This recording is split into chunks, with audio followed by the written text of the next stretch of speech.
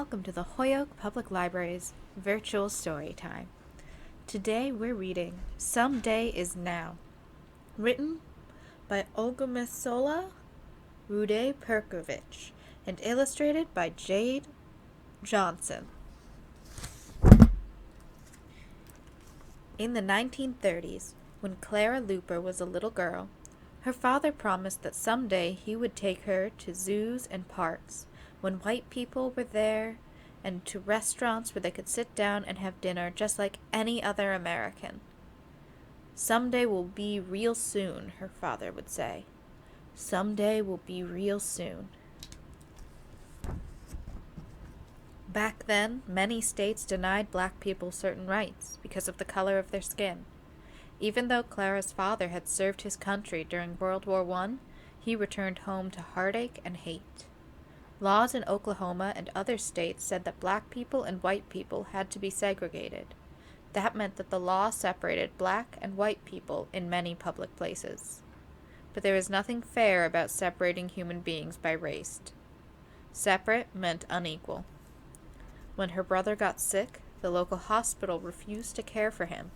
He was turned away because he was black. Separate and unequal. Clara Luper's all-black classroom had torn books, few supplies, and one person who had to work 3 jobs: teacher, principal, and janitor. Separate and unequal. White people could eat in any restaurant or at any lunch counter. Black people weren't allowed to sit at those tables. They had to stay outside. Separate and unequal. Someday seemed very far away. But Clara Luper's family believed in something bigger than the segregated world that small minds made. As Clara Luper grew, she kept learning, reading, and preparing for the someday her father had promised. She wanted to help others prepare for it too, so she became a teacher. Clara Luper told her students that education meant participation. She taught them important lessons about speaking out and standing strong. You can't come in and sit there on your constitutional right, she'd say. You make your changes in the world. Clara Luper's teaching opened eyes and helped big dreams bloom. A local organization called the NAACP noticed and asked her to lead their youth council. They wanted Clara Luper to help black children learn about their history to build a better future. They wanted her to prepare their children for someday. Clara Luper wrote a play called Brother President about people who spoke out and stood strong for justice, activists like Dr. Martin Luther King Jr. and the protesters in the Montgomery bus boycott. The Youth Council children helped Clara Luper's words in their hearts and shared her story's power in their performances.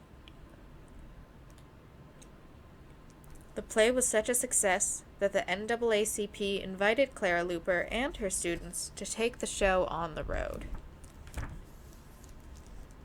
All the way to New York City. In New York, like in most integrated northern cities, Clara Luper and her students did not have to eat outside.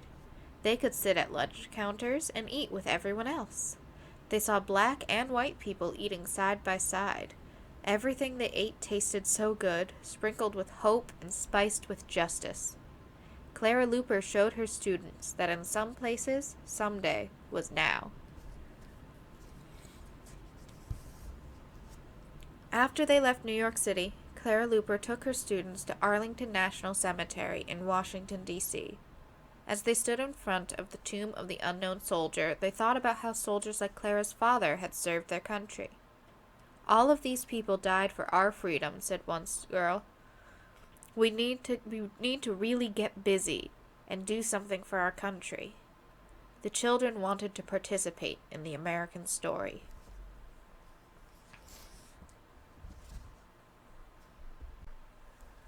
Clara Luper took her students back to Oklahoma, through the segregated South.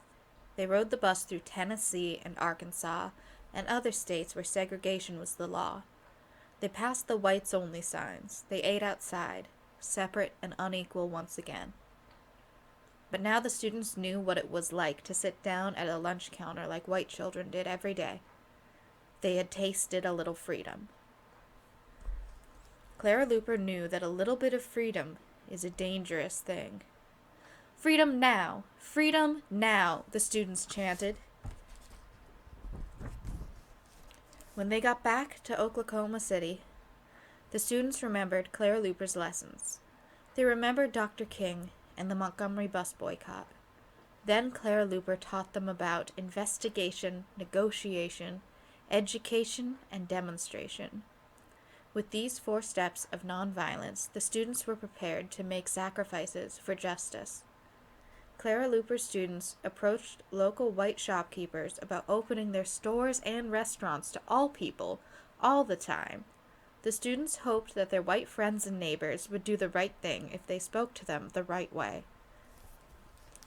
Day by day, month after month, for more than a year, Clara Luper helped her students write letters and meet with the shopkeepers. But those business owners wanted to keep whites only. They did not believe in someday. The students had done the best they could with the steps Clara Luper had taught them. They had investigated. They had tried to negotiate and educate. Now these children were ready to demonstrate.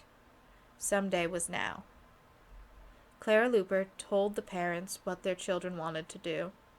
They would go down to Kat's drugstore and drink their Cokes in the seats that black people weren't allowed to sit in.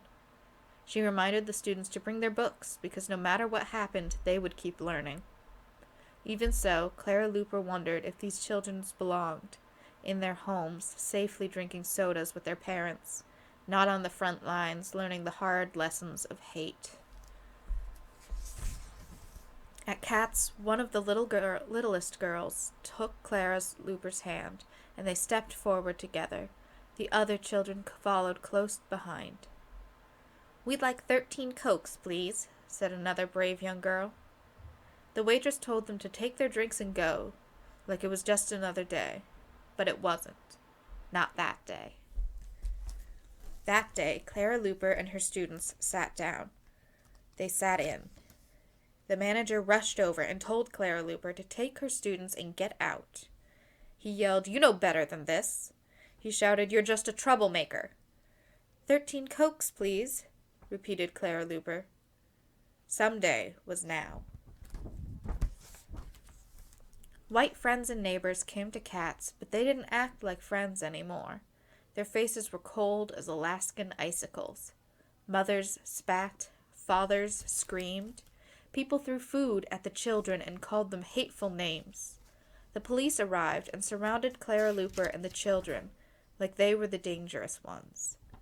But Clara Luper and her students just sat and read and studied and asked to be served. When Kat's finally closed, Clara Luper and her students went home. But they did not give up. They would be back tomorrow. That night, hate-filled voices hissed and shouted on Clara Luper's telephone. They threatened violence if she didn't stop. "Be careful, Clara," said the worried family and friends. "Be careful." Clara Luper went to bed remembering the ugly words and pushes and shoves of her white neighbors. She wondered if freedom was too dangerous. Would ignorance and hate crush the children's spirits? But Clara Luper had taught powerful lessons to parents and children alike. She taught them to believe, to make the changes they wanted to see. And the next day her students came back, with friends, enough to fill almost every seat. Someday was now. Clara Luper and her students kept coming back. They kept sitting and studying and asking to be served, even when people shouted and poured drinks on their heads and threw food and spit ugliness and hate. The children kept on sitting and studying and asking to be served.